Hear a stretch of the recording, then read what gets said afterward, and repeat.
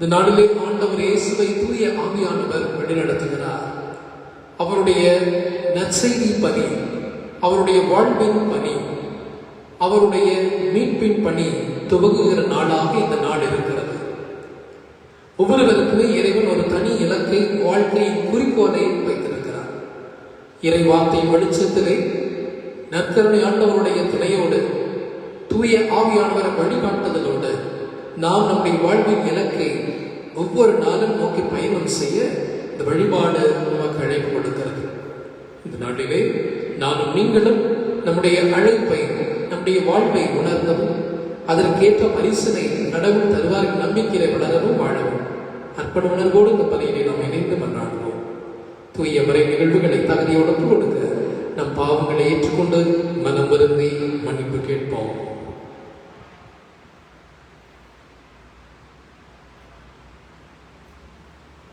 எல்லாம் வல்ல இறைவனிடமும் சகோதர சகோதரிகளிடமும் நான் பாவி ஏற்றுக்கொள்கிறேன். கடமையில் தவறையால் பாவங்கள் பல செய்தேன். என் பாவமே என் பாவமே என் பெரும் பாவமே ஆகியால் எப்பொழுதும் கனியான தூய முறையாளர்கள் வானதூதர் புனிதரைவரை சகோதர சகோதரிகளை நம் இறைவனாக நாளிடம் எனக்காக எல்லாம் அல்ல இறைவன் நம்மை இறக்கம் வைத்து நம் பாவங்களை மன்னித்து நிலையான பேர் நம்ம வாழ்வுக்கு நம்ம அழைத்து செல்வதாக. ஆமென்.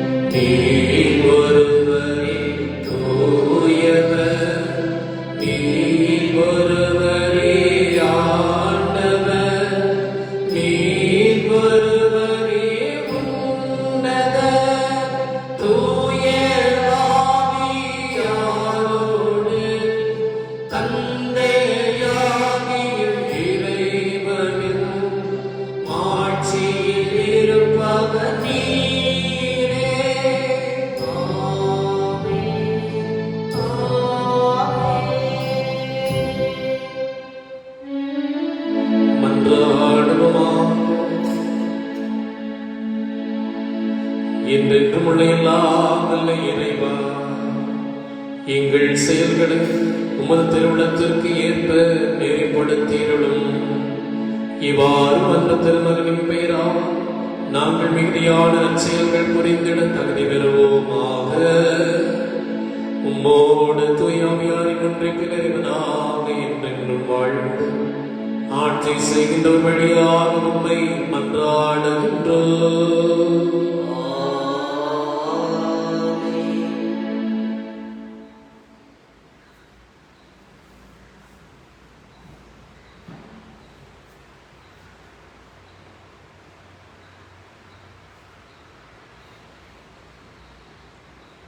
எஸ்ரா கடவுளின் திருச்சட்டத்தை உரக்க வாசித்தார். மக்களும் அதை புரிந்து கொண்டனர். இறைவாக்கினர் நெகேமியா நூலிலிருந்து வாசகம். அதிகாரம் 8, இறை சொற்றொடர்கள் 2-4 வரை, 5-6 வரை, மேலும் 8-10 வரை. அந்நாட்களில் 7ஆம் மாதம் முதல் நாள் குரு எஸ்ரா ஆடவர் பெண்டி புரிந்து கொள்ளும் ஆற்றலுள்ள சிறுவர் அனைவரும் அடங்கிய சபை முன்னிலையில் திருநுரை கொண்டு வந்தார். தண்ணீர் வாயிலுக்கு முன் இருந்த வளாகத்தில் காலை முதல் நண்பகல் வரை ஆடவரையும் பெண்டிரையும் புரிந்து கொள்ளும் ஆற்றலுள்ள சிறுவரையும் பார்த்து அதை உரக்க வாசித்தார். எல்லா மக்களும் திருநூலுக்கு செவி கொடுத்தனர். திருநூல் வல்லுநரான எஸ்ராவும் இதற்காக செய்யப்பட்ட மர மேடையின் மேல் நின்று கொண்டிருந்தார். எஸ்ரா மக்களை விட உயரமான இடத்தில் நின்றதால் அவர் திருநூலை திறந்த பொழுது எல்லா மக்களும் அதை பார்த்தார்கள். திருநூலை திறந்த பொழுது எல்லா மக்களும் எழுந்து நின்றார்கள். அப்பொழுது எஸ்ரா மாபெரும் கடவுளாகிய ஆண்டவரை வாழ்த்தினார். எல்லா மக்களும் கைகளை உயர்த்தி ஆமேன் ஆமேன் என்று பதிலுரைத்தார்கள். பணிந்து முகம் குப்புற விழுந்து ஆண்டவரை தொழுதார்கள். மக்களுக்கு புரியும்படி தெளிவாகவும் பொருளோடும் கடவுளின் திருச்சட்டத்தை உரக்க வாசித்தார்கள். ஆதலால் மக்களும் வாசிக்கப்பட்டதன் பொருளை புரிந்து கொண்டனர். ஆளுநர் நெகேமியாவும் குருவும் திருநூல் வல்லுநருமான எஸ்ராவும் விளக்கம் கூறிய லேவியர்களும் மக்கள் அனைவரையும் நோக்கி, இன்று கடவுளாகிய ஆண்டவரின் புனித நாள், எனவே நீங்கள் அழுது புலம்ப வேண்டாம் என்றார். ஏனெனில் மக்கள் அனைவரும் திருச்சட்டத்தின் சொற்களை கேட்டதிலிருந்து அழுது கொண்டிருந்தார்கள். அவர் அவர்களை பார்த்து, நீங்கள் போய் கொழுத்தவற்றை உண்டு இனிய திராட்சரசத்தை குடியுங்கள். எதுவும் தயார் செய்யாதவருக்கு சிறிது அனுப்பி வையுங்கள். ஏனெனில் நம் ஆண்டவரின் புனித நாள் இதுவே. எனவே வருந்த வேண்டாம். ஏனெனில் ஆண்டவரின் மகிழ்வே உங்களது வலிமை என்று கூறினார். இது ஆண்டவரின் அருள்வாக்கு. இறைவனுக்கு நன்றி. நீங்கள் பாட வேண்டிய பல்லவி. ஆண்டவரே, உம் வார்த்தைகள் வாழ்வு தரும் ஆவியை கொடுக்கின்றன.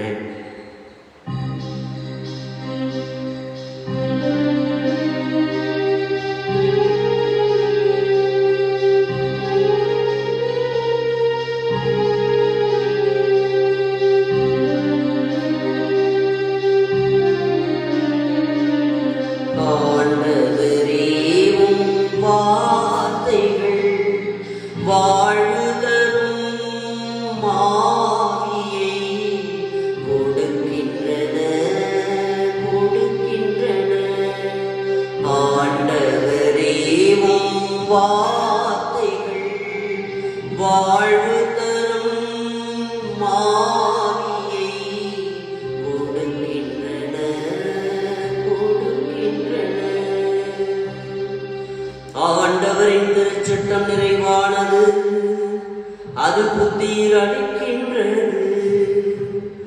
ஆண்டவரின் ஒழுங்குமுறை நம்பத்தக்கது, எளியவருக்கு அது ஞானம் அளிக்கின்றது.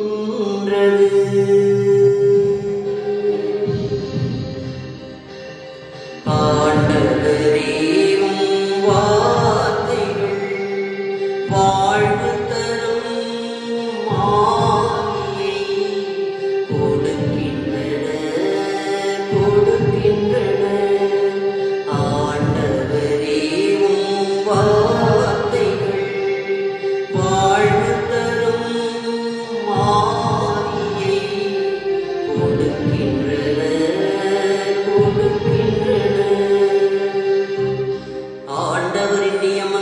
மெய்யானவை, அவை இதயத்தை மகிழ்விக்கின்றன. ஆண்டவரின் கட்டளைகள் ஒளியமனமானவை, அவை கண்களை ஒளிர்விக்கின்றன. ஆண்டவரே உம் வார்த்தைகள் வாழ்வு தரும் ஆவியை கொடுக்கின்றன. ஆண்டவரே உம் வார்த்தைகள் வாழ்வு தரும் ஆவியை கொடுக்கின்றன. என் கற்பாரையும் மீட்புமான ஆண்டவரே, என் வாயின் சொற்கள் உமக்கு ஏற்றவையாயிருக்கட்டும். என் உள்ளத்தின் எண்ணங்கள் உமக்கு உகந்தவையாயிருக்கட்டும். ஆண்டவரே உம் வார்த்தைகள் வாழ்வு தரும் ஆவியை கொடுக்கின்றன. ஆண்டவரே உம் வார்த்தைகள் வாழ்வு தரும் ஆவியை கொடுக்கின்றன.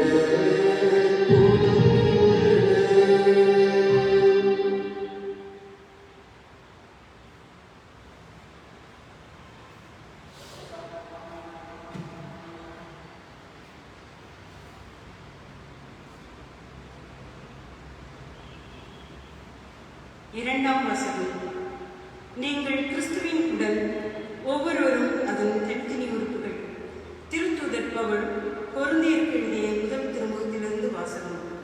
பிரிவு 12, இறை சொற்றொடர்கள் 12லிருந்து 30 முடிய. சகோதர சகோதரிகளே, உடல் ஒன்றே, உறுப்புகள் பல. உடலின் உறுப்புகள் பலவாயினும் உடல் ஒன்றாகி இருப்பது போல கிறிஸ்துவும் இருக்கிறார். ஏனெனில் யூதரானாலும் கிரேக்கரானாலும் அடிமைகளானாலும் உரிமை குடிமக்களானாலும் நாம் எல்லோரும் ஒரே தூய ஆவியால் ஒரே உடலாய் இருக்கும்படி திருமுழுக்கு பெற்றோம். அந்த ஒரே ஆவியையே பானமாகவும் பெற்றோம். உடல் ஒரே உறுப்பால் ஆனது போல பல உறுப்புகளால் ஆனது. நான் கை அல்ல, ஆகவே இவ்வுடலை சேர்ந்தவன் அல்ல என கால் சொல்லுமானால் அது அவ்வுடலை சேர்ந்ததில்லை என்றாகிவிடுமா? நான் கண் அல்ல, ஆகவே இவ்வுடலை சேர்ந்தவன் அல்ல என காது சொல்லுமானால் அது அவ்வுடலை சேர்ந்ததில்லை என்றாகிவிடுமா? முழு உடலும் கண்ணாயிருந்தால் கேட்பது எப்படி? முழு உடலும் காதாயிருந்தால் நுகர்வது எப்படி? உண்மையில் கடவுள் ஒவ்வொரு உறுப்பையும் தாம் விரும்பியவாறே உடலில் அமைத்தார். அவை யாவும் ஒரே உறுப்பாய் இருந்தால் உடல் என ஒன்று இருக்குமா? எனவேதான் பல உறுப்புகளை உடையதாயிருந்தாலும் உடல் ஒன்றே. கண் கையை பார்த்து நீ எனக்கு தேவையில்லை என்றும், தலை கால்களை பார்த்து நீங்கள் எனக்கு தேவையில்லை என்றும் சொல்ல முடியாது. மாறாக உடலில் மிக வலுவற்றவனாய் தோன்றும் உறுப்புகளை மிகவும் தேவையானவாய் இருக்கின்றன.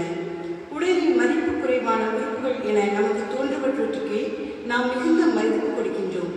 நம் மறைவான உறுப்புகளை மிகுந்த மதிப்பு பெறுகின்றன. மறைந்திராத நம் உறுப்புகளுக்கு அது தேவையில்லை. மாறாக மதிப்பு குறைந்த உறுப்புகளுக்கு மிகுந்த மதிப்பு கொடுத்தே கடவுள் உடலை ஒன்றித்து உருவாக்கினார். உடலில் பிளவு ஏற்படாமல் ஒவ்வொரு உறுப்பும் மற்ற உறுப்புகளின் மீது ஒரேவித கவலை கொள்ள வேண்டும் என்றே இப்படி செய்தார். ஒரு உறுப்பு துன்புற்றால் அதனுடன் மற்ற எல்லா உறுப்புகளும் சேர்ந்து துன்புறும். ஓர் உறுப்பு பெருமை பெற்றால் அதனுடன் மற்ற எல்லா உறுப்புகளும் சேர்ந்து மகிழ்ச்சியும். நீங்கள் கிறிஸ்துவின் உடல், ஒவ்வொருவரும் அதன் தனித்தனி உறுப்புகள். அவ்வாறே திருச்சபையிலும் கடவுள் முதலாவது திருத்தூதர்களையும், இரண்டாவது இறைவாக்கினர்களையும், மூன்றாவது போதகர்களையும், பின்னர் வல்ல செயல் செய்பவர்களையும், அதன் பின் பிணிதிற்கும் அருட்கொடை பெற்றவர்கள், துணை நிற்பவர்கள், தலைமையேற்று நடத்துபவர்கள், பல்வகை பரவச பேச்சு பேசுகிறவர்கள் ஆகியோரும் ஏற்படுத்தினார். எல்லோருமே திருத்தூதர்களா? எல்லோருமே இறைவாக்கினர்களா? எல்லாருமே போதகர்களா? எல்லாருமே வல்ல செயல் செய்பவர்களா? இல்லை. எனவே பிணிதிற்கும் அருட்கொடையை பேசுகிறவர்களாக, எல்லோருமே பரவச பேச்சு பேசுகிறவர்களா, எல்லோருமே விளக்கம் அளிப்பவர்களா? இல்லையே. இது ஆண்டவருடைய அருள்வாக்கு. இறைவனுக்கு நன்றி.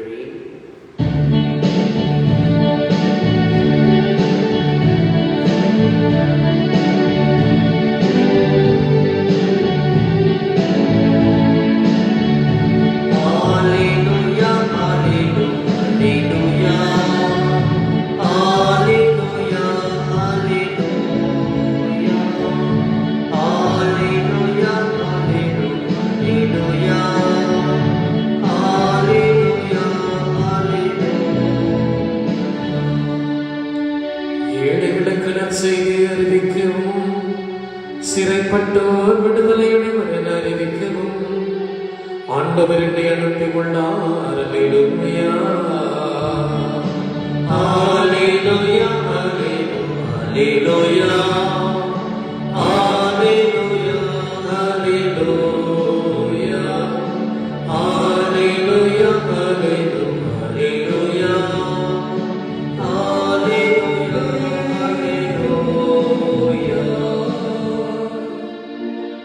அன்பர்களோடு இருப்பாராக. உம் ஆன்மாவோடும் இருப்பாராக. லூக்கா எழுதிய நற்செய்தியிலிருந்த வாசகம். ஆண்டவரே மாட்சி உமக்கே. லூக்கா நற்செய்தி பிரிவு 1 இறைவார்த்தை 1 4 அதன் தொடர்ச்சியாக 14 21 வரை. மாண்புமிகு தியோபில் அவர்களை நம்முடைய நிறைவேறிய நிகழ்ச்சிகளை முறைப்படுத்தி ஒரு வரலாறு எழுத பலர் முயன்றுள்ளனர். தொடக்க முதல் நேரில் கண்டும் இறைவார்த்தையை அறிவித்தும் வந்த ஊழியை நம்மிடம் ஒப்படைத்துள்ளவாறே எழுத முயன்றனர். அதுபோலவே நானும் எல்லாவற்றையும் தொடக்கத்திலிருந்தே கருத்தாய் ஆய்ந்து நீர் கேட்டறிந்தவை உறுதியானவை என தெரிந்து கொள்ளும் பொருட்டு அவற்றை ஒழுங்குபடுத்தி உமக்கு எழுதுவது நலமென கண்டேன். அலகை நான் சோதிக்கப்பட்ட பின்பு இயேசு தூய ஆவியின் வல்லமை உடையவராக கலிலேயாவுக்கு திரும்பி போனார். அவரை பற்றிய பேச்சு சுற்றுப்புறமெங்கும் பரவியது. அவர் அவர்களுடைய தொழுகை கூடங்களில் கற்பித்து வந்தார். எல்லாரும் அவரை பற்றி பெருமையாக பேசினர். இயேசு தம் வளர்ந்த ஊராகிய நாசரேத்துக்கு வந்தார். தமது வழக்கத்தின்படி ஓய்வு நாளில் தொழுகை கூடத்திற்கு சென்று வாசிக்க எழுந்தார். இறைவாக்கினர் எஸ்ஐயாவின் சுருளேடு அவரிடம் கொடுக்கப்பட்டது. அவர் அதை பிரித்த போது கண்ட பகுதியில் இவ்வாறு எழுதியிருந்தது: ஆண்டவருடைய ஆவி என் மேல் உள்ளது, ஏனெனில் அவர் எனக்கு அருள் பொழிவு செய்துள்ளார். ஏழைகளுக்கு நற்செய்தியை அறிவிக்கவும், சிறைப்பட்டோர் விடுதலை அடைவர், பார்வையற்றோர் பார்வை பெறுவர் என முழக்க விடவும், ஒடுக்கப்பட்டோரை விடுதலை செய்து அனுப்பவும், ஆண்டவர் அருள் தரும் ஆண்டினை முழக்கமிட்டு அறிவிக்கவும் அவர் என்னை அனுப்பியுள்ளார். பின்னர் அந்த ஏட்டை சுருட்டி ஏவலரிடம் கொடுத்துவிட்டு அமர்ந்தார். தொழுகை கூடத்தில் இருந்தவர்கள் அனைவரின் கண்கள் அனைத்தும் அவரையே உற்று நோக்கியிருந்தன. அப்பொழுது அவர் அவர்களை நோக்கி, நீங்கள் கேட்ட இந்த மறைநூல் வாக்கு இன்று நிறைவேறிற்று என்றார்.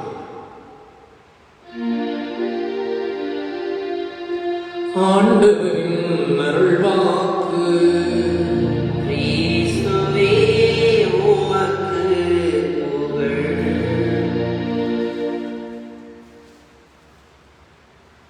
ஞாயிற்றுக்கிழமை திருப்பலி, இடநாள் திருப்பலி, இதெல்லாம் ஒரு சில நிகழ்வுகளை நாம் அன்றாடம் சந்திப்போம். அதில் ஒன்று, இந்த ஞாயிற்றுக்கிழமை பூசைக்கு வர்றவங்களை பார்க்குறப்போ, குறிப்பாக இந்த கிராமங்களிலே திருப்பலி நிறைவேற்றுகிற பொழுது தகுந்த தயாரிப்பு இல்லாமல் சரியான திருப்பலிக்கு நேரத்திற்கு வருகிற மக்களை வைத்துக் கொண்டு திருப்பலி நிறைவேற்றப்படுகிற பொழுது சிலதெல்லாம் நடக்கும். பார்க்கறதுக்கு கொஞ்சம் நகைச்சுவையாக இருக்கும். அந்த நேரத்தில் தான் பீடத்தில் இருக்கிற மெழுகுதிரி கொஞ்சம் அணைஞ்சு போயிருக்கும். அதை பத்தலுக்காக அந்த பீட பசங்க ஓடுவாங்க, ஓடியாருவாங்க. அந்த பூக்க வச்சிருக்கிற அந்த ஸ்டாண்டு திடீர்னு பேனை திருப்பி வைக்கிறப்ப டப்புன்னு கீழே விழுகும். உபதேசருடைய தூக்கி வைப்பார். அந்த பூசுதி பசங்க அங்கேயும் இங்கேயும் ஓடிக்கிட்டே இருப்பாங்க. ஒருத்தர் வந்து ஃபேனை போட சொல்லுவாங்க, ஒருத்தர் இந்த இடத்துல லைட்டு போட சொல்லுவாங்க, ஒருத்தர் அங்கேருந்து கையை காட்டி இன்னும் கொஞ்சம் வேகமாக ஃபேனை வை. இப்படி நிறைய திருப்பலி நேரத்தில் நடக்கும். அதில் இன்னும் முக்கியம், இந்த பாடல் குழுவில் இருப்பவர்கள் ஒரு சிலதை நம்ம பார்த்தா, இப்போ வருகை பாட்டு பாடியாச்சு, அடுத்தது மதுரை, அடுத்தது காணிக்கை, அடுத்தது திருவிருந்து, எதை பாடுறதுன்னா அங்கே வேக வேகமாக பக்கத்தையெல்லாம் புரட்டிட்டு இருப்பது நம்ம கண்ணில் பார்க்கலாம். இப்படி நிறைய நடக்கும். அதில் முக்கியமான ஒன்று தான் இந்த இறைவார்த்தை வாசிக்கிறது. சமீபத்தில் ஒரு ஆலயத்தில் திருப்பலி நிறைவேற்றுகிற பொழுது அப்படி நான் வேடிக்கை பார்த்துட்டு இருந்தேன். அங்கே ஒரு அம்மா வந்து உசுப்பிட்டு இருக்கிறாங்க. நீ போ, அவங்க நான் போக மாட்டேன். இன்னொரு அம்மா, நீங்கள் போங்க, நான் கண்ணாடி கொண்டு வரல. இன்னொருத்தர், நீங்கள் போய் வாசிங்க, நான் இன்னும் படிச்சே பார்க்கல. இப்படி நிறைய பேர் இறை வார்த்தை என்ன பெரும் நிறுத்தப்பட்டது அப்படின்னு தகுந்த தயாரிப்பு இல்லாமல் யாரோ ஒருத்தர் திடீர் நடுவில் எந்திரிச்சு வருவார், வந்து வாசிப்பார். அவர் அவருடைய நற்செய்தி வாசிக்கிற மாதிரியே இருக்கும், இதில் இருக்கிற செய்தி வாசிப்பதாக இருக்காது. இப்படி பல ஊர்ல நீங்களும் கூட சந்தித்திருக்கலாம், பார்த்திருக்கலாம். இது விளையாட்டாக சில சமயம் நடப்பதையும் பார்த்திருக்கலாம். திருப்பதி பூச நேரத்தில் தான் எல்லா வேலையும் அங்கே செய்வதையும் நாம் பார்த்து கொண்டிருப்போம். ஆனால் இன்று ஒரு இறை வார்த்தையை எப்படி வாசிப்பது என்பதை மிக அழகாக இன்னைக்கு நம்ம முதல் வாசகத்தில் கேட்டோம் இல்லைங்களா? நெகேமியா நூலில் எடுக்கப்பட்ட அந்த திருநூலில் எஸ்ரா எவ்வாறு இந்த இறைவார்த்தையை வாசித்தார் அப்படி அதற்காக ஒரு மேடை இருக்கிறது. அந்த வாசிப்பை நிகழ்த்துவதற்காக அந்த மேடை மீது ஏறி நின்று திருநூலை கையில் எடுத்து எல்லா மக்களும் அவரை பார்க்கிற வண்ணம் உறக்கமாக வாசிக்கிறார், தெளிவாக வாசிக்கிறார், பொருளோடு வாசிக்கிறார், மக்கள் புரிந்து கொள்ளும்படி வாசிக்கிறார். எவ்வளவு விஷயங்கள் இருக்கு பாருங்க. இறை வார்த்தை வாசிப்பது என்றால் அவ்வளவு அவ்வளவு அவ்வளவு தயாரிப்பு அவசியம். மிக மிக தெளிவாக வாசிக்க வேண்டும். நான் சின்ன வயசுல குருகுலத்தில் படிச்சுட்டு இருந்த என்னுடைய ஊர்ல பங்கு சமையர் இருந்தார், நம்ம செல்வராஜ், ரிச்சர்ட் செல்வராஜ். தற்பொழுது அவர் இல்லை, அவருடைய ஆத்மா சாந்தி அடைவதாக. அவர் இதே வாசகத்தை என்னுடைய கிராமத்தில் வாசிச்சார். எனக்கு இன்னும் அது அப்படியே மனசுல ஆழமா பதிஞ்சிருக்கு. ஆண்டவருடைய ஆவி என்மேல் உள்ளது அப்படி உச்சஸ்தலையில அவர் வாசிப்பார். மிக மிக அழகாக இருக்கு அவர் வாசிக்கிறத கேட்டார். அவருடைய மறைவுரையும் மிக அழுத்தமாக இருக்கு. அப்படி நான் வந்து மெய்சிலிருந்து போனேன். இன்னைக்கு வரைக்கும் ஞாபகம் இருக்கு. ஏற்கனவே 30 ஆண்டுகள் இருக்கு. நான் சின்ன வயசுல அவரை என்னுடைய ஊர்ல பங்கு தந்தையாக சந்தித்த பொழுது அவர் வாசித்த அந்த வாசிப்பு இன்று வரை இந்த காதிலே ஒலித்து கொண்டே இருக்கிறது. அவருக்கு சரியா பாடம் வராது, பாடத்தை முயற்சி பண்றாரு. ஆனா சிறந்த முறையில் வாசித்து நற்செய்தியை மக்களுக்கு எடுத்துரைப்பார்கள். அதுதான் நாம் இன்று கற்றுக்கொள்ள வேண்டிய ஒரு பாடம். இறை வார்த்தையை வாசிக்க நாம் பழக வேண்டும். திருப்பதிக்கு பல வகையில் நம்ம தயாரிக்கலாம். அதுல ஒரு தயாரிப்பு தான் நம்முடைய வீட்டில் நமக்கு கொடுக்கப்படுகிற அந்த கேலண்டர். அந்த கேலண்டர் எடுத்து அந்தந்த நாளுக்குரிய திருப்பலி வாசகங்களை நாம் எடுத்து முன்கூட்டியே தயாரிக்க வேண்டும். வீட்டிலே திருநூலை எடுக்க வேண்டும், திருவிவிலியத்தை கொண்டு வர வேண்டும். தெய்வம் அப்படிங்கிற ஆண்டவரின் அருள்வாக்கு அப்படிங்கிற ஒரு மாமன்றத்தினுடைய கடைசியாக எழுதப்பட்ட ஒரு திருநூலிலே நம்முடைய இந்திய ஆயப்பேரையும் தமிழக ஆயப்பேரையும் இதற்காக ஒரு ஆண்டை சிறப்பித்த பொழுது அவர்கள் சொல்லுகிற வார்த்தை தான், ஆலயத்திற்கு வருகிற பொழுது நாம் திருவிவிலியத்தை கையில் ஏந்தி கொண்டு வர வேண்டும். இன்னைக்கெல்லாம் செல்போனை கையில கொண்டு வரோம். அதை விட மிக முக்கியம் திருவிவிலியம் அப்படின்ட்டு அதில் வலியுறுத்தி சொன்னார்கள். அடிக்கடி இதை அவர்கள் திரும்ப ஆண்டு முழுவதும் சொல்லிக் கொண்டே இருந்ததை நீங்களும் அறிந்திருப்பீர்கள். நம்ம திருப்பலிக்கு வர பார்த்தா செய்யணும். கேலண்டர்ல அன்றைய வாசகங்கள் என்ன என்பதை எடுத்து குடும்பத்தில் இருக்கிற எல்லாருமே தனித்தனியாக குழுத்து எடுத்து அதை முதலிலே வாசித்து பயிற்சியை பெற வேண்டும். அதன் பிறகு நான் கோயிலுக்கு வரணும். வந்து இறைவார்த்தை வாசிக்கிற பொழுது அதை கவனமாக கேட்க வேண்டும். அந்த நேரத்தில் அங்கே எழுந்து போகுது, அங்கே பார்க்கறது, இங்க பார்க்கறது, ஃபேன் ஓடுதா, லைட் எரியுதா, காதலை யார் வாசிக்கிறார், மக்கள் யார் வாசிக்கிறார், எதுவும் அல்ல. கடவுளுடைய வார்த்தை இது அப்படிங்கிற மனநிலையோடு நம்ம கேட்டா இன்னைக்கு மக்கள் பாருங்க, எஸ்ரா வாசிக்கிறப்போ அவங்க என்ன ஆச்சு அப்படின்னா கண்ணீர் விட்டு அவர்கள் அழுது கொண்டே இருக்கிறார்கள். அந்த வார்த்தை அந்த அளவுக்கு அவருடைய மனசு உடம்பிப்பாயிரும். அவர் சொல்றாரு, நீ அழ வேண்டாம், மகிழ்ந்து கொண்டாடு, ஆண்டவருடைய வார்த்தையை கேட்டு இருக்கிறாய் அப்படின்னு சொல்றாரு. இதுதான் இறை வார்த்தைக்கான தயாரிப்பு. இயேசுவின் பிரியமானவர்களே, இந்த வாரத்துல மனசுக்கு ஆழமா பதிய வைப்போம். திருவழிபாடு அப்படிங்கிறது இறைவாக்கு தான் முதல் பகுதி. அதன் பிறகுதான் நற்கருணை. அந்த நற்கருணை அந்த பிரசன்னமாகிற பொழுது பார்த்தா மயான அமைதியா இருக்கும். கோயில் எல்லாம் அமைதியா இருப்பாங்க, நல்ல பக்தியா சாமி கூடுவாங்க. ஆனா முதல் பகுதி இறைவார்த்தை வழிபாடு அதற்கு அதிக முக்கியத்துவம் இல்லை. தாமதமாக ஆலயத்திற்குள்ளே வருவது, திருவிழித்து எடுக்காமல் வருகிறது, வாசிக்கிறவங்க அதை கேட்காமல் இருப்பது, ஏனோ தானோ என்ற மனநிலையில இருப்பது, அங்கும் இங்கும் வேடிக்கை பார்ப்பது அப்படின்னு இறைவார்த்தைக்கு எந்த விதமான கவனமும் கொடுக்காமல் கவனச்சிதறலோடு அதை கேட்பது. அவங்க என்ன வாசிக்கிறாங்கன்னு தெரியாது. இன்னைக்கு வேணா நீங்க வேணா வீட்டுல போய் கேட்டு பாருங்க, இன்றைய வாசகம் எந்த நூலில் எடுக்கப்பட்டது, அந்த வாசகத்தினுடைய கருத்து என்ன, முக்கியமான வார்த்தை மனசுல எது பதிச்சுன்னு கேட்டு பாருங்க. பல பேருக்கு தெரியாது. இன்னைக்கு ஜெபம் செய்யறது கூட நம்முடைய ஆயர் பேரவை அடிக்கடி இதை சொல்றாங்க. எப்படி ஜெபம் செய்யணும் அப்படின்னா, நமக்கு எல்லாம் தெரிஞ்ச ஒரு கருத்தை சொல்லுவோம், உடனே விண்ணப்பில் இருக்கிற தந்தையை அருளை நம்ம சொல்லுவோம். ஆனால் அப்படி அல்ல. ஜெபம் என்பது இறைவார்த்தையை தாங்கியதாக இருக்க வேண்டும். எப்படி இந்த திருவழிபாட்டுல இறைவார்த்தை வாசித்து விளக்கத்தை கேட்டு பிறகு நாம் ஜெபத்திற்கு கடந்து செல்லணும், அதே போலத்தான் ஒவ்வொரு நாளும் வீட்டிலே இறைவார்த்தை வாசித்து அதன் பிறகு அந்த வார்த்தையை வைத்து ஜெபிக்க வேண்டும் என்று சொல்லித் தருகிறார்கள். இயேசுவின் பிரியமானவர்களே, இந்த வாரத்தில் வருகிற நாட்களிலும் இறை வார்த்தைக்கு அதிக முக்கியத்துவம் தருவர்களாக மாறுவோம். அந்த வார்த்தையினுடைய உள்ளத்தை ஊடுருவி பாயிட்டு புத்தட்டும், இரண்டாக கிழிக்கட்டும். நம்முடைய ஆத்மாவுக்கு தேவையான அத்தனை சக்தியும் இந்த வார்த்தை கொடுக்கக்கூடிய வல்லது. அதுதான் இன்னைக்கு நம் முதல் வாசத்தில் கேட்டோம். நற்செய்தியில மிக அழகாக நமக்கு சொல்லப்பட்டது என்ன, ஆண்டவர் இயேசு ஒரு பயணம் மேற்கொண்டு தன்னுடைய சொந்த ஊருக்கு செல்கிறார். கப்பர்நாகூமில் இருந்து இயேசுடைய சொந்த ஊருக்கு போறார். ஏறக்குறைய 40 கிலோமீட்டர் தொலைவு. எதற்காக? தொழுகை கூடத்திலே அவர் சென்று அந்த இறை வார்த்தை பணியை அவர் தொடங்குவதற்காக. பாருங்க, நீங்கள் கேட்ட இந்த மறைவு வாக்கு இன்று நிறைவேற்ற அப்படின்னா, இயேசு தன்னுடைய மகிழ்கமான நற்செய்தி பணியை, மீட்பு பணியை ஆரம்பிக்கிற அந்த நாளுக்கு அவர் ஆயத்தமாக பயணம் செல்கிறார். இந்த தொழுகை கூடம் என்ன, முதல்ல அதை பத்தி நம்ம கொஞ்சம் தெரிஞ்சுக்கலாம். ஜெப கூடாரம், தொழுகை கூடம் அப்படின்னா வழக்கமாக ஆலயத்திற்கும் இந்த தொழுகை கூடத்திற்கும் ஒரு சின்ன வேறுபாடு, வித்தியாசம் உண்டு. ஆலயத்திலே பலி ஒப்பு கொடுக்கப்படும், ஆனால் தொழுகை கூடத்திலே பலி ஒப்பு கொடுக்கப்படாது.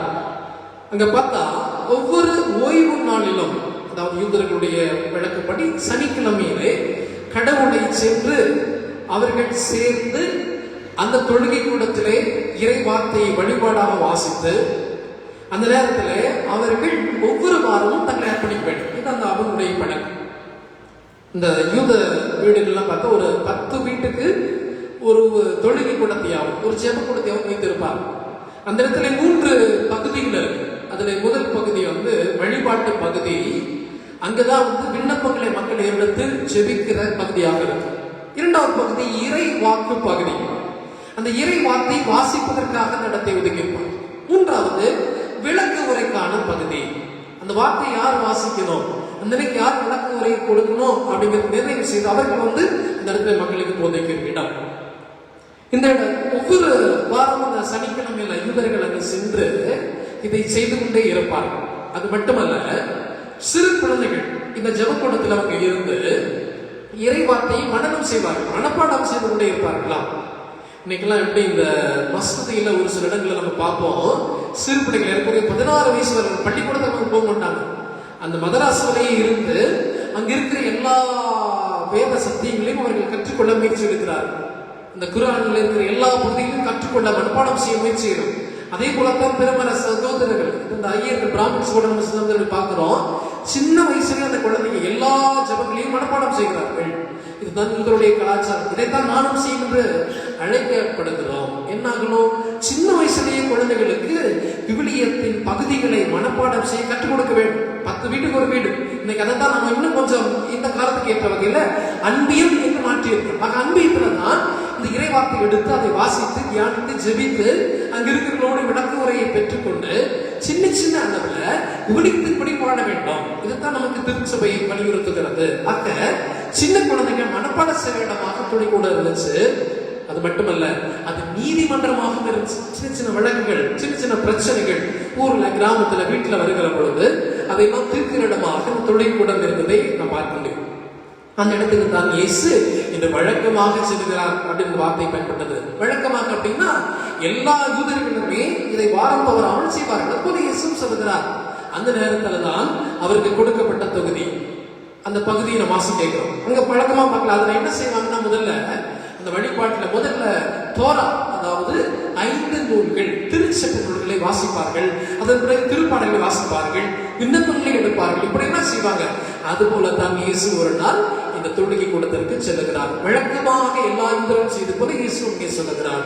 அவரிடம் கொடுக்கப்படுவதுதான் இறைவாக்குனர் எசையாவுடைய ஏட்டுச்சுருள்.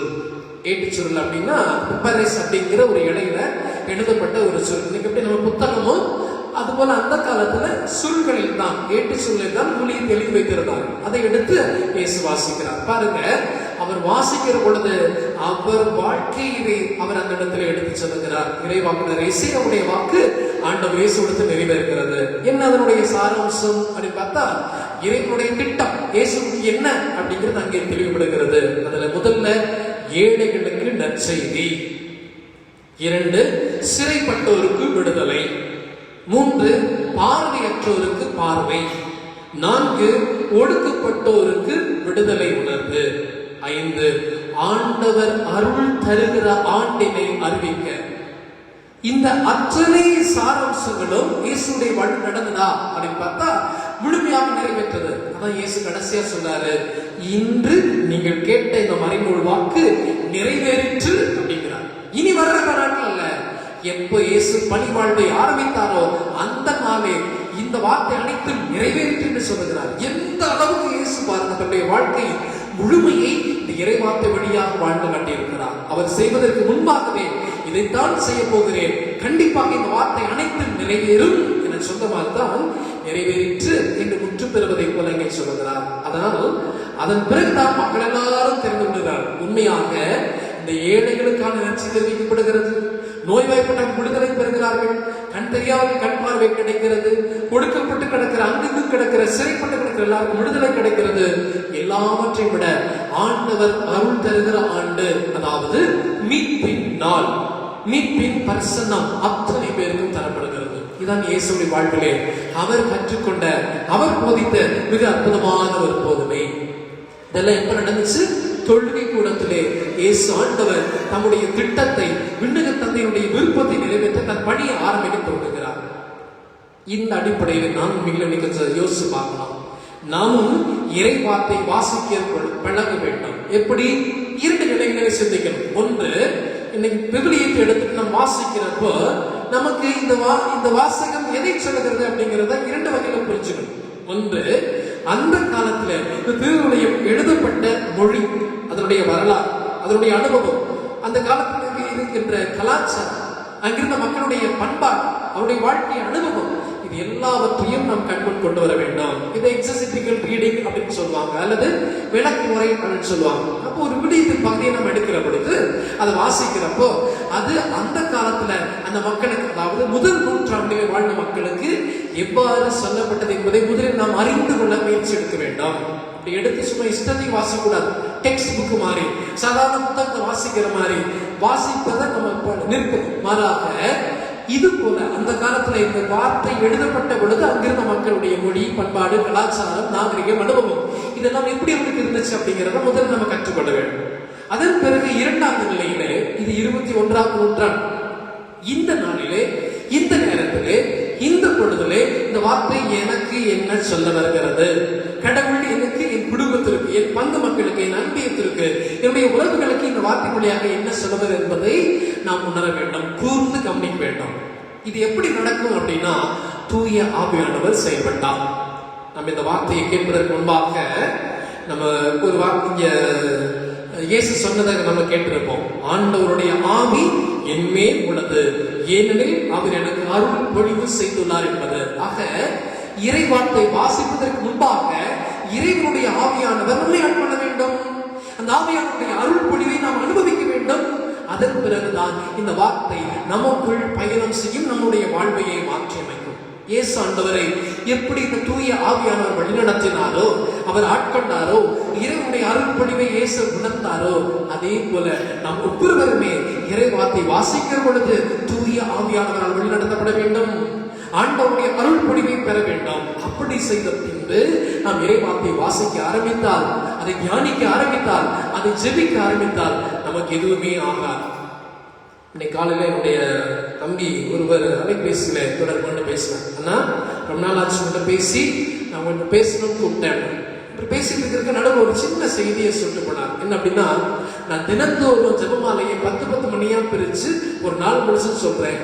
ஒரு நாள் ஒரு 10 மணி நான் ஜெபிக்க தவறிட்டேனா, கொஞ்சம் தள்ளி போச்சுன்னா, நேரம் தப்பிருச்சுன்னா என்னால அந்த வாழ்க்கையில வாழவே முடியாது. ஒரு நாள் முடிச்சு எழுத மாதிரி இருக்குது, எதையோ நம்ம கேட்காத கூட்டமோ, நமக்கு இன்னமோ ஆயிருச்சோ அப்படிங்கிற மாதிரி தோணுது. அவ்வளவு சக்தியை இந்த ஜெபமாலை 10 மணி ஒரு வார்த்தை, கடவுளுடைய வார்த்தை எனக்கு உணர்த்துக்கள் அப்படின்னு சொன்னார். இயேசுவிலே பிரியமானவர்களே, இதுதான் உணர்ந்து உணர்ந்து ஜெபிப்பது. அது எந்த வார்த்தை? வானவருடைய வார்த்தை. அது யாருடைய வார்த்தை? இறைவன் அந்த வானவருக்கு கொடுத்த வார்த்தை, அன்னை மரியாவுக்கு கொடுத்த வார்த்தை. அந்த வார்த்தை தான் கடவுளாக, அந்த வார்த்தை தான் மனு உருவாக உயிரிழந்தது, ஆண்டவர் இயேசுவை பிறப்பெடுத்தது. அதே போல்தான் நானும் நீங்களும் இறை வார்த்தையை வாசிக்கிற பொழுதெல்லாம் இறைவனுடைய அனுபவத்தை பெறுகிறோம், இறைவனுடைய தூய ஆவியின் தூண்டுதலை பெறுகிறோம், அருள்படிவை பெறுகிறோம். அது எல்லாவற்றையும் விட இன்னைக்கு இயேசு ஆண்டவருக்கு வாழ்வின் இலக்கு எப்படி நிர்ணயம் செய்யப்பட்டதோ அதே போலத்தான் இந்த வார்த்தையாம் ஆண்டவர் நம்முடைய வாழ்வின் இலக்கையும் நமக்கு தெளிவுபடுத்துவார். சில சமயத்துல ஏன் இருக்கிறோம், எதுக்கு இருக்கிறோம் அப்படிங்கிற கேள்வி எழலாம். இந்த கொரோனா காலத்துல, இந்த ஒமிக்ரான் தொற்று காலத்துல இன்னும் நான் ஏன் விஷ்ணோட இருக்கணும், இருந்து என்ன பிரயோஜனம் நினைச்சிட்டு இருக்கலாம். அது அல்ல வாழ்க்கை. நாம நினைப்பது அல்ல, இறைவன் நமக்கு வகுத்திருக்கிற திட்டம் என்ன என உணர்வது. அது மிக மிக முக்கியமாக வெளிப்படுத்துவது இந்த இறை வார்த்தையிலே தான்.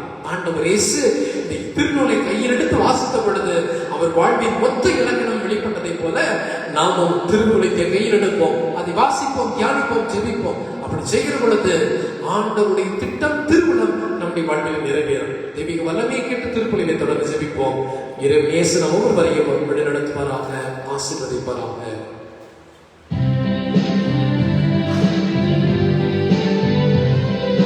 விண்ணையும் மண்ணையும் படைத்தவரா கடவுள் ஒருவர் இருக்கின்றார். தந்தை மகன் தூய ஆவியரா ஒன்றாய் வாழ்வரை நம்புகிறேன். தூய ஆவியின் வல்லமையா இறை மகன் நமக்காய் மனிதரானார். பிறந்தவரா இயேசுவை உறுதியாய் நம்புகிறேன். தாத்துவின் ஆட்சியில் வாழப்பட்டார், சிலுவையில் இறந்து அடக்கப்பட்டார், 3ஆம் நாளில் உயிர்த்தெழுந்தார், இறப்பின் மீதே வெற்றி கொண்டார். விண்ணகம் வாழும் தந்தையிடம் அரியணை கொண்டு இருக்கின்றார். உலகம் முடியும் காலத்திலே நடுவர திரும்பவும் வந்திடுவார். தூய ஆவியாரை நம்புகிறேன், பாரினில் துணை வேண்டுகிறேன். பாவ மன்னிப்பின் தூய்மை பெற்று பரிகார வாழ்வில் நிலைத்திடுவேன். திரு அவை உரைப்பதை நம்புகிறேன், புனிதர்கள் உறவை நம்புகிறேன். உடலின் உயிர்ப்பை நிலை வாழ்வை உறுதியுடனே நம்புகிறேன்.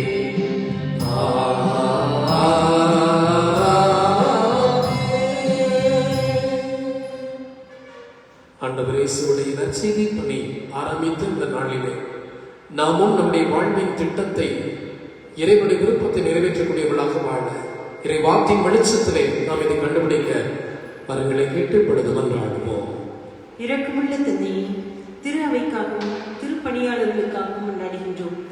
திரு அவையின் உறுப்பினர்கள் என்பதை நினைவில் கொண்டு திருப்பணியாளர்கள் ஒன்றிணைந்து பணியாற்றுவதன் மூலம் இறையரசை கட்டி எழுப்ப முடியும் என்று உணர்ந்து அதற்கான பணிகளில் ஈடுபட அருள் தர வேண்டும் என்று இறைவா உம்மை மன்றாடுகின்றோம். ஆண்டவரே, எங்கள் மன்றாட்டை கேட்டருளும். எங்கள் பரம தந்தையே, இந்நாட்டில் பல்வேறு வேறுபாடுகள் இருந்தாலும் எங்களை ஆளும் தலைவர்கள் எங்கள் அனைவரையும் ஒரே நாட்டின் மக்களாக கருதி சமமாக வழிநடத்த வேண்டும் என்று இறைவா உம்மை கொண்டாடுகின்றோம். ஆண்டவரே, எங்கள் மன்றாட்டை கேட்டருளும். பரிவுள்ள தந்தையே, இந்த தொற்று காலத்தில் எங்கள் அனைவரையும் எல்லா வகை நோயில் இருந்தும் காத்தள்ள வேண்டும் என்றும் எல்லோருக்கும் நலவாழ்வில் அருளை இயல்பு நிலைக்கு விரைவில் திரும்ப வேண்டும் என்றும் இறைவா உம்மை கொண்டாடுகின்றோம். ஆண்டவரே, எங்கள் மன்றாட்டை கேட்டருளும். எங்கள் விண்ணக தந்தையே, எம் பங்கு தந்தை பங்கு மக்கள் நேரலையில் இத்திருப்பலில் இணையும் ஒவ்வொருவரையும் ஆசீர்வதியும். எங்கள் அனைவருக்கும் தேவையான உடல் உள்ள ஆன்ம நலன்களை அருளி என்னாலும் உமது பாதுகாப்பிலும் பராமரிப்பிலும் வைத்து காத்தள்ள வேண்டும் என்று இறைவா உம்மை மன்றாடுகின்றோம். ஆண்டவரே, எங்கள் மன்றாட்டை கேட்டருளும். உடைய தனிப்பட்ட தேவைகளுக்காகவும் சில நாடுகள் ஜெபியுங்கள்.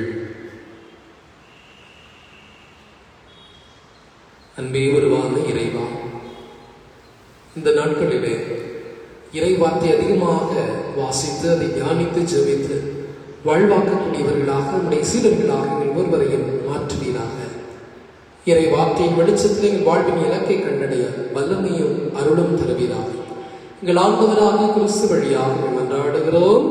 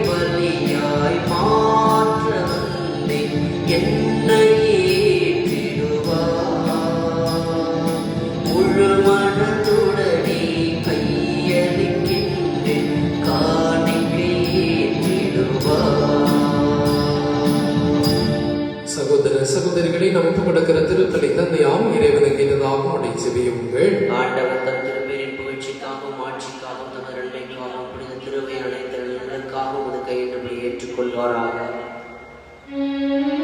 ஆண்டவரே, எங்கள் காணிக்கைகளை கனிவுடன் ஏற்றருள உம்மை வேண்டுகின்றோம். இவற்றை புனிதப்படுத்தியவை எங்கள் மீட்புக்கு பயன்பட அருள் புரிவீராக.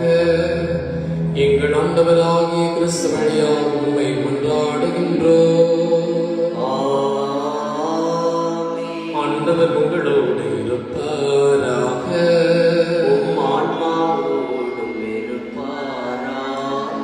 இதை எங்களை மேலே எழுப்புங்கள். நம் இறைவனாகிய ஆண்டவருக்கு நன்றி கூறுவோம்.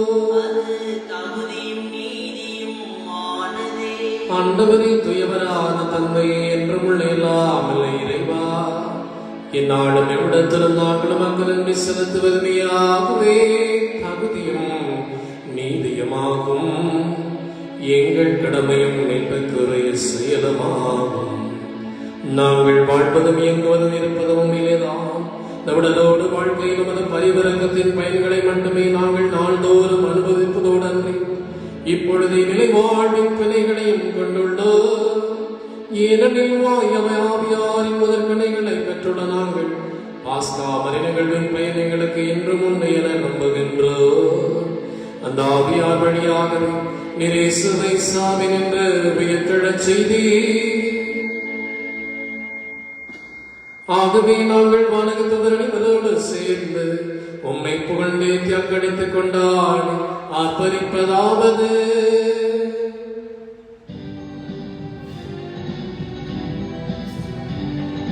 தூயவர்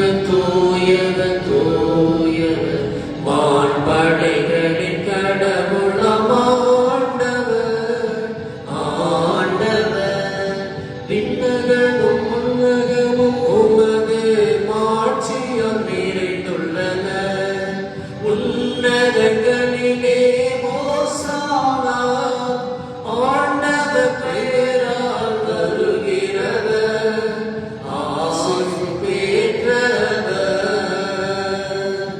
உன்னதங்களிலே ஓசானா, உன்னதங்களிலே ஓசானா.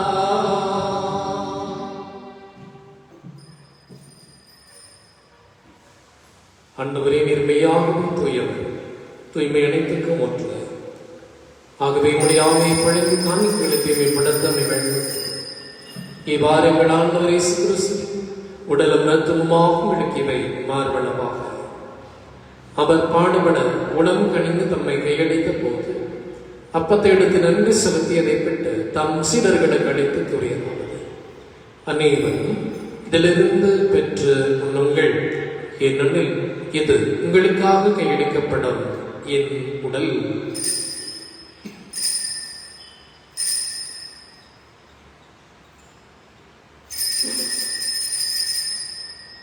அவண்ணமே இரவு விருந்த இறந்தியவன் கிண்ணத்தையும் எடுத்து மீண்டும் நமக்கு நன்றி கூறி தாம் சீடர்களுக்கு அளித்தவர் கூறியதாவது: அனைவரும் இதிலிருந்து பெற்று பரவுங்கள், ஏனெனில் புதிய நிலையான உடன்படிக்கைக்குரிய இரத்தத்தின் கிண்ணம். இது பாவ மன்னிப்புக்கென்று உங்களுக்காகவும் பலருக்காகவும் சிந்தப்படும். இதை என் நினைவாக செய்யுங்கள்.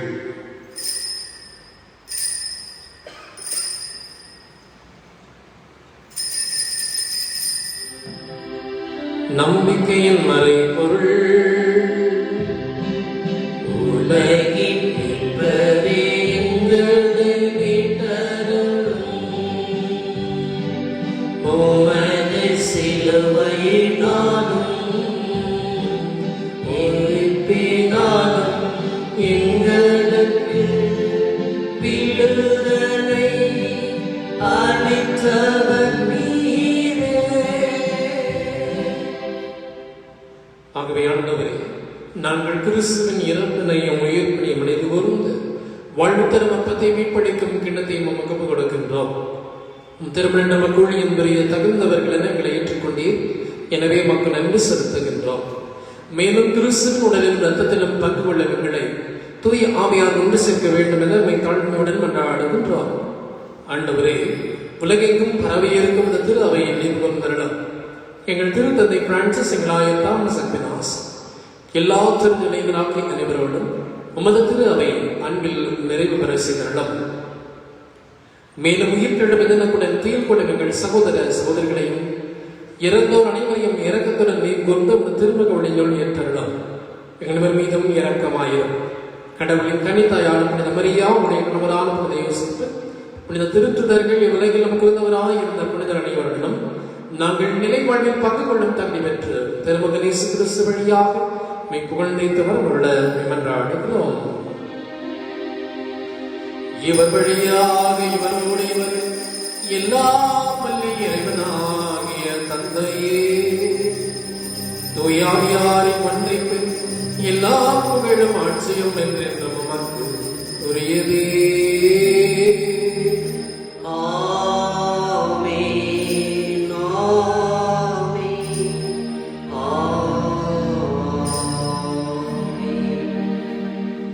இறைமகன் இயேசு நமக்கு கற்றுக் கொடுத்தவாறு விண்ணக தந்தை நோக்கி மன்றாடுவோம். விண்ணுலகில் இருக்கிற எங்கள் தந்தையே, முதல் தூயது என போற்ற பெறுக. உமது ஆட்சி வருக. உமது திருவுளம் விண்ணுலகில் நிறைவேறுவது போல மண்ணுலகிலும் நிறைவேறுக. எங்கள் அன்றாட உணவை இன்று எங்களுக்கு தாரும்.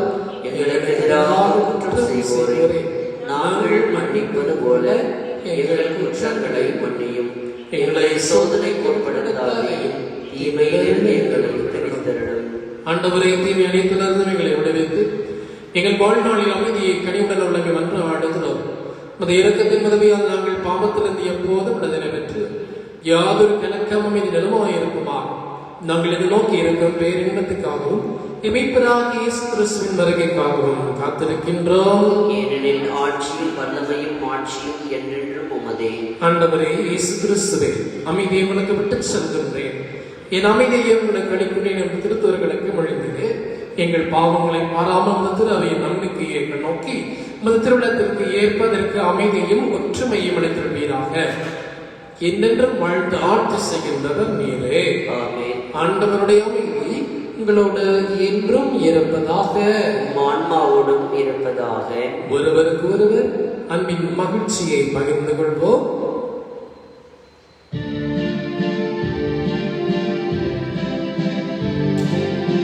உலகின் பாவம் போக்கும் இறைவனின் செம்மறியே, எம்மேல் இரக்கமையும். உலகின் பாவம் போக்கும் இறைவனின் செம்மறியே, எம்மேல் இரக்கமையும். உலகின் பாவம் போக்கும் இறைவனின் செம்மறியே, எமக்கு அமைதி அருளும். எமக்கு அமைதி அருளும். இதோ இறைவனின் செம்மறி, இவரே உலகின் பாவங்களை போக்குகிறவர். இந்த செம்மறியின் விருந்திற்கு பெற்றோர் பேறு பெற்றோர். ஆண்டவரே, நீர் நிலத்தில் எழுந்தருளிவர். நான் தகுதியற்றவன், ஆனால் ஒரு வார்த்தை மட்டும் சொல்லியரிடம் எனது ஆன்மா நலமடையும். கிறிஸ்துவின் திருவுடலும் இரத்தமும் நம்மை பாதுகாத்து நிலை வாழ்வில் அழைத்துச் செல்வதாக.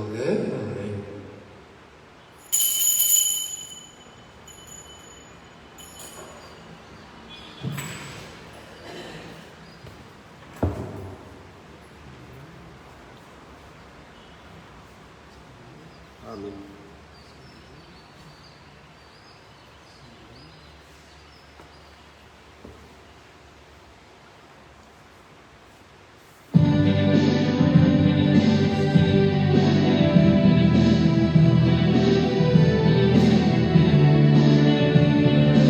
ஒலியா மிரையே வாரா, எளியோர் நெஞ்சம் தனிலே.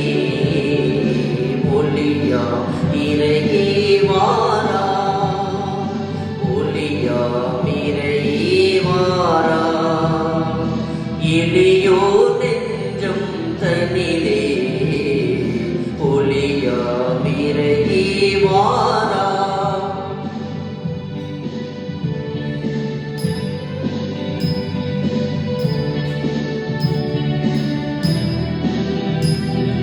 விண்ணில் வாழும் விமலா, மண்ணில் வாழும் மாதர். விண்ணில் வாழும் விமலா, மண்ணில் வாழும் மாதர். உம்மில் என்றும் வாழ எம்மில் எழுமே இறைவா. ஒளியே எழிலே வருக, ஒளியே எழிலே வருக. ஒளியாமிரையே வாரா, எளியோ நெஞ்சம் தனிலே. ஒளியாமிரையே வாரா.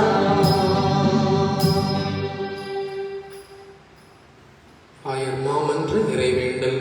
தூய ஆவியாரே, தூய ஆவியாரே, உமது திருப்பெயரில் கூடியுள்ள நாங்கள் உமது திருப்பெயரில் கூடியுள்ள நாங்கள் இதோ உம் திருமுன் நிற்கின்றோம். இதோ உம் திருமுன் நிற்கின்றோம். நீர் ஒருவர் மட்டுமே நீர் ஒருவர் மட்டுமே எங்களை வழி நடத்தக்கூடியவர். எங்களை வழிநடத்தக்கூடியவர். எம் இதயங்களை எம் இதயங்களை நீர் வாழும் இல்லங்களாக மாற்றும். நீர் வாழும் இல்லங்களாக மாற்றும். நாங்கள் எவ்வழியில் நாங்கள் எவ்வழியில் பயணிக்க வேண்டும் என்பதையும் பயணிக்க வேண்டும் என்பதையும் அவ்வழியில் அவ்வழியில் எவ்வாறு தொடர்ந்து பயணிக்க வேண்டும் என்பதையும் எவ்வாறு தொடர்ந்து பயணிக்க வேண்டும் என்பதையும் எங்களுக்கு கற்றுத்தாரும். எங்களுக்கு கற்றுத்தாரும். நாங்கள் வலுவற்றவர்கள், நாங்கள் வலுவற்றவர்கள், குற்றமுள்ளவர்கள், குற்றமுள்ளவர்கள், ஒழுங்கின்மையை ஏற்படுத்தாதவாறு ஒழுங்கின்மையை ஏற்படுத்தாதவாறு எங்களை காத்தருளும். எங்களை காத்தருளும். எங்கள் அறியாமையால் எங்கள் அறியாமையால் தவறான வழிகளில் செல்லாதவாறும் தவறான வழிகளில் செல்லாதவாறும் பாகுபாடுகள் எங்கள் செயல்களை மேற்கொள்ளாதவாறும் எங்கள் செயல்களை மேற்கொள்ளாதவாறும் தொடர்ந்து காத்தருளும். தொடர்ந்து காத்தருளும். உண்மையிலே எம் ஒற்றுமையைக் கண்டு உண்மையிலே எம் ஒற்றுமையைக் கண்டு உண்மையான உண்மையானதும் சரியானதுமான உண்மையானதும் சரியானதுமான பாதையிலிருந்து விலகாமல் நாங்கள் அனைவரும் ஒன்றிணைந்து நிலை வாழ்வை நோக்கி பயணிப்போமாக. இந்த இம்மன்றாட்டுகளை எல்லாம் தந்தையாம் இறைவனோடும் திருமகனாம் இயேசுவோடும் என்றென்றும் ஒன்றிணைந்து எந்நாளும் எவ்விடத்திலும் செயலாற்றும் உம்மை நோக்கி மன்றாடுகிறோம். ஆமென்.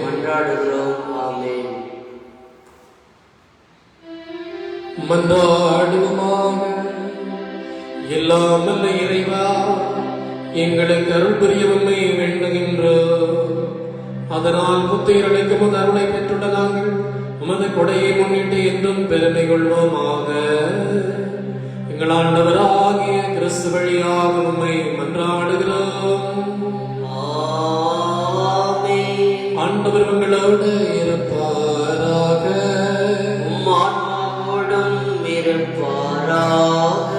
எல்லாம் வல்ல இறைவன் தந்தை மகன் தூய ஆவியார் உங்களை ஆசீர்வதிப்பாராக.